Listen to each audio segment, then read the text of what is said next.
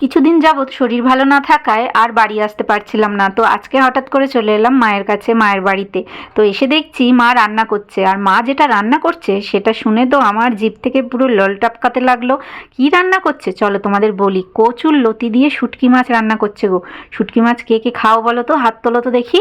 তো শুটকি মাছ যারা যারা খাও তারা নিশ্চয়ই জানো কচুর লতি দিয়েও খাওয়া যায়। তো মা আজকে ডাল, কচুর লতি দিয়ে শুটকি মাছ আর হচ্ছে ঢেলা মাছ হয়, সেই ঢেলা মাছের ঝাল করেছে।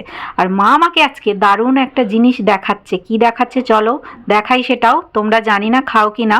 মানকচু, মানকচু কিন্তু গলা ধরে, কিন্তু জানি না এই মানকচুটা এত ভালো যে গলা কেন হাতও কুটকুট করেনি। মা আমাকে সেই জন্য দেখাতে এলো, দেখ আমি কচুটা কেটে রেখেছি, আর এত ভালো কচুটা যে আমার হাতটাও কুটকুট করেনি। আর যে মাছ পাতাটা বেরোয় নরম কলির মতো, সেই পাতাটাকেও মা তুলেছে, কারণ সেটা মা বাটা করবে। আর ওই কচুগুলো দিয়ে কি তরকারি করবে জানি না। আকাশের অবস্থা তো একদম ভালো না, আকাশ পুরো মুখ ভার করে আছে। এত বৃষ্টি এত বৃষ্টি যে কি বলবো, এটা কালকের তোলা ভিডিও।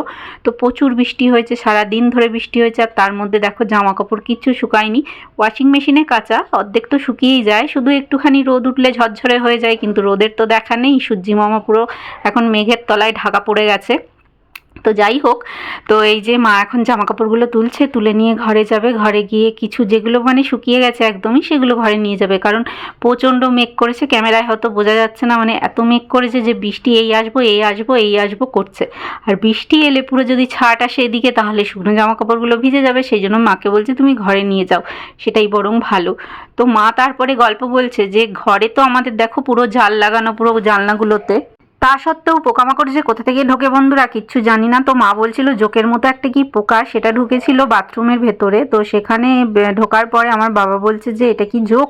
তো মা বলছে না না এটা জোক না, এটা হচ্ছে চেটো। সে এক ধরনের চেটো পোকা হয় না, যেগুলো পুরো মাটির সাথে পুরো মানে লেগে থাকে।